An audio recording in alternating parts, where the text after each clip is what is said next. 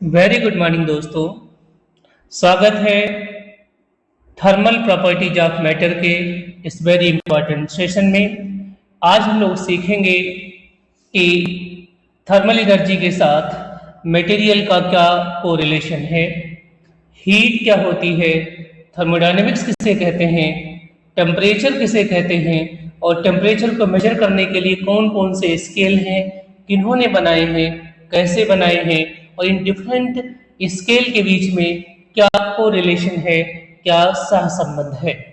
तो सबसे पहले हम लोग बात करेंगे, एक टर्म है जिसका नाम है हीट। हम सभी लोग जानते हैं और ऐसा महसूस भी करते हैं कि जब दो वस्तुएं जिनके टेम्परेचर अलग अलग हों उन्हें एक दूसरे के कांटेक्ट में लेके आया जाए तो एक टाइम ऐसा आता है कि दोनों वस्तुओं के टेम्परेचर सेम हो जाते हैं। मतलब वो दोनों सिस्टम जब कांटेक्ट में आते हैं तो कुछ टाइम के बाद थर्मल इक्विलिब्रियम में आ जाते हैं। ऐसा तभी होता है जब जो ऑब्जेक्ट हाई टेम्परेचर का है उससे कोई भी चीज लो टेम्परेचर वाले ऑब्जेक्ट की ओर ट्रांसफर हुई है। इसी ट्रांजिट एनर्जी को हीट कहा जाता है। मॉडर्न साइंस में हीट को way of transfer of energy भी कहा जाता है। यह एक ऐसा एनर्जी का मोड ऑफ ट्रांसफर है जिससे सिस्टम अनऑर्गेनाइज्ड हो जाता है, मतलब उसकी एंट्रोपी मींस उसमें रैंडमनेस इंक्रीज हो जाता है। अब बात आती है कि डायनेमिक्स क्या है, थर्मोडायनेमिक्स क्या है। Heat becomes a cause of motion and does mechanical work. जब आप किसी भी गैसियस सिस्टम को गर्म करते हैं तो उसके पार्टिकल्स को हीट एनर्जी मिलती है। उस एनर्जी से उसके पार्टिकल का जो मोशन होता है, काइनेटिक मोशन इंक्रीज कर जाता है। उस मोशन के फलस्वरूप अगर वहां पे पिस्टन लगा है तो उस पर दबाव पड़ेगा, प्रेशर आएगा, वो प्रेशर मैकेनिकल प्रेशर में चेंज होता है जिससे हमें वर्क डन मिल जाता है। वर्क डन में और हीट में बस इतना सा डिफरेंस है कि दोनों ही mode of transfer of energy हैं, लेकिन हीट एक ऐसा mode of transfer of energy है जिससे सिस्टम अनऑर्गेनाइज होता जाता है, रैंडमनेस इंक्रीज होता जाता है। जबकि वर्क डन में इसका जस्ट उल्टा होता है। वर्क डन भी mode of transfer of energy है, लेकिन इससे सिस्टम ऑर्गेनाइज्ड हो जाता है, सिस्टम की एंट्रोपी कम होने लग जाती है। अब बात करते हैं हम लोग टेम्परेचर क्या है। इसे हम लोग ताप कहते हैं।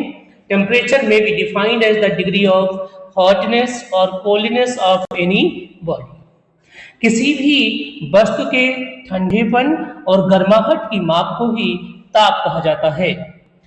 और हम किसी भी वस्तु के ताप यानी कि टेम्परेचर को मेजर करने के लिए जिस डिवाइस का यूज करते हैं, जिस स्केल का यूज करते हैं, उसका नाम होता है टेम्परेचर स्केल और उस डिवाइस का नाम होता है थर्मोमीटर यानी कि तापमापी। तापमापी या थर्मोमीटर होता क्या है? A device used to measure the temperature of an object. आप देखिए आपके सामने ये एक ऑब्जेक्ट है। इस ऑब्जेक्ट में क्या है? एक बल्ब है फिल्ड विद थर्मोमेट्रिक फ्लूइड। इसमें एक थर्मोमेट्रिक फ्लूइड भरा हुआ है और साथ में ये ग्लास बॉडी है। ग्लास बॉडी हम इस नाते चूज करते हैं कि इसमें जो आपके पास थर्मोमेट्रिक फ्लूइड है जैसे कि मरकरी है, जब वो मूव करने लग जाए तो उसका मूवमेंट हम आसानी से देख पाए।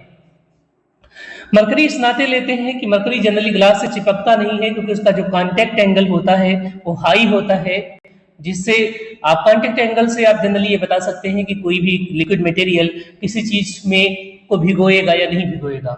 मतलब जैसे पानी है तो कई वस्तुएं क्या होती हैं, वाटर प्रूफ होती हैं, पानी उनसे नहीं चिपकता है। उसका रीजन होता है कांटेक्ट एंगल को बढ़ा देते हैं मटेरियल्स के।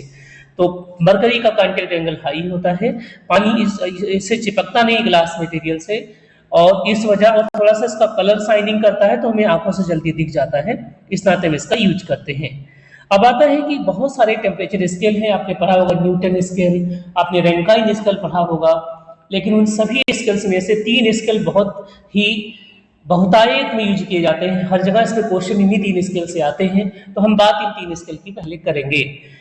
पहला जो स्केल है हम पढ़ेंगे वो है लॉर्ड केल्विन ने बनाया था, इनको विलियम थॉमसन कहते हैं, बाद में उनका नाम लॉर्ड केल्विन पड़ा रिस्पेक्ट में उनके। उसे केल्विन स्केल कहा जाता है। यहाँ पर 2 तरीके के, जब भी आप कोई टेम्परेचर स्केल बनाते हैं तो 2 तरीके के पॉइंट चूज करते हैं। जैसे ये हमारे पास जो वस्तु है, ये जो हमने डिवाइस बनाई है, इसका जो ये बल्ब होता है, एक बार हम इसको बिल्कुल फ्रीजिंग या मेल्टेड वाटर में रखते हैं, मेल्टेड आइस में रखते हैं, इसको बोलते हैं हम लोग lower fix point, LFP, lower fix point. और फिर वहां पे रखने के बाद मरकरी कहाँ तक आया वहां पे चिन्ह बना लेते हैं, निशान बना लेते हैं। वो जो पॉइंट होता है वो लोअर पॉइंट होता है। फिर हम इसी सिस्टम को उठाते हैं और उबलते हुए पानी में रख देते हैं, और उस पॉइंट पे जब ये बढ़ते बढ़ते जहां तक जाता है उसका नाम होता है अपर फिक्स पॉइंट। तो ये अपर फिक्स पॉइंट और लोअर फिक्स पॉइंट अलग अलग स्केल्स में उनकी वैल्यूज अलग अलग है, लेकिन टेम्परेचर सेम है। तो केल्विन स्केल में जो फ्रीजिंग पॉइंट ऑफ वाटर है, मतलब कि लोअर जो फिक्स पॉइंट है LFP है, वो है 273 केल्विन, और हाईएस्ट जो है आपका अपर फिक्स पॉइंट है वो है 373 केल्विन। केल्विन स्केल में नेगेटिव टेम्परेचर मेजर नहीं किया जा सकता है, क्योंकि जो लोएस्ट टेम्परेचर पॉसिबल है वो 0 केल्विन होता है, जिसको हम लोग जनरली एब्सोल्यूट टेम्परेचर के नाम से भी जानते हैं, ठीक है। लेकिन जब कार्लस लीनियस ने बनाया सेल्सियस स्केल, तो उन्होंने फ्रीजिंग पॉइंट ऑफ वाटर को अपने स्केल में 0 डिग्री सेंटीग्रेड ले लिया है, और उसका जो अपर फिक्स पॉइंट था उसे 100 डिग्री सेंटीग्रेड मान लिया है। फिर आते हैं डेनियल गैब्रियल फारेनहाइट। इन्होंने पानी के फ्रीजिंग पॉइंट को, आइस के मेल्टिंग पॉइंट को 32 डिग्री मान लिया है, और उसके बॉइलिंग पॉइंट को 212 मान लिया है।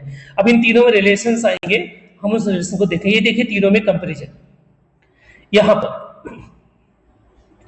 वाटर फ्रीज हो रहा है, ये 273 केल्विन पे, 0 डिग्री सेंटीग्रेड पे और 32 डिग्री फारेनहाइट पे। तो या जिस बॉडी का टेम्परेचर 273 होगा उसी का 0 डिग्री होगा, उसी का 32 फारेनहाइट होगा, तो तीनों चीजें सेम हो जाएंगी।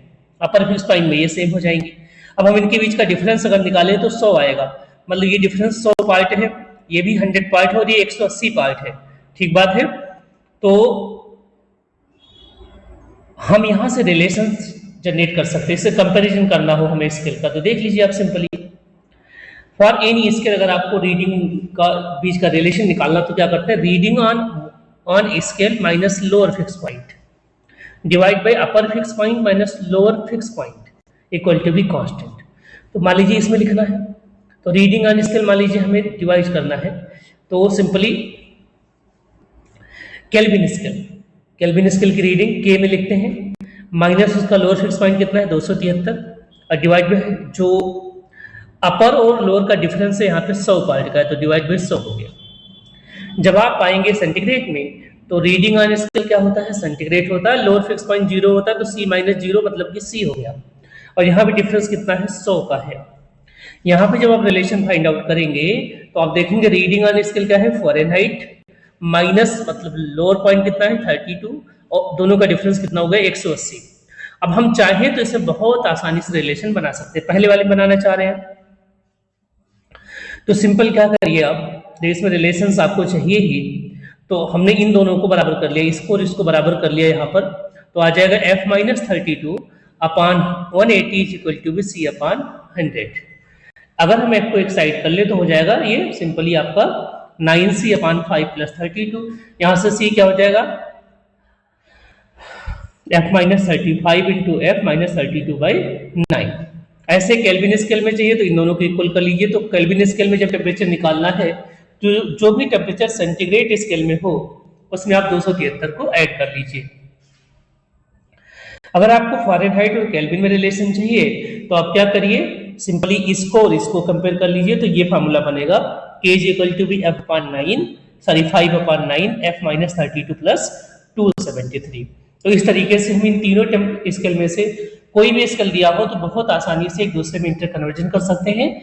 फिजिक्स और केमिस्ट्री के थर्मोडायनेमिक्स वाले पार्ट के जो क्वेश्चंस आते हैं उसमें इनसे रिलेटेड कन्वर्जन दिए गए होते हैं, और आपसे एग्जामिनर उम्मीद करता है कि आप क्वेश्चंस में जो टेम्परेचर की यूनिट है, जो स्केल है, उनके हिसाब से आसानी से कन्वर्जन कर पाए।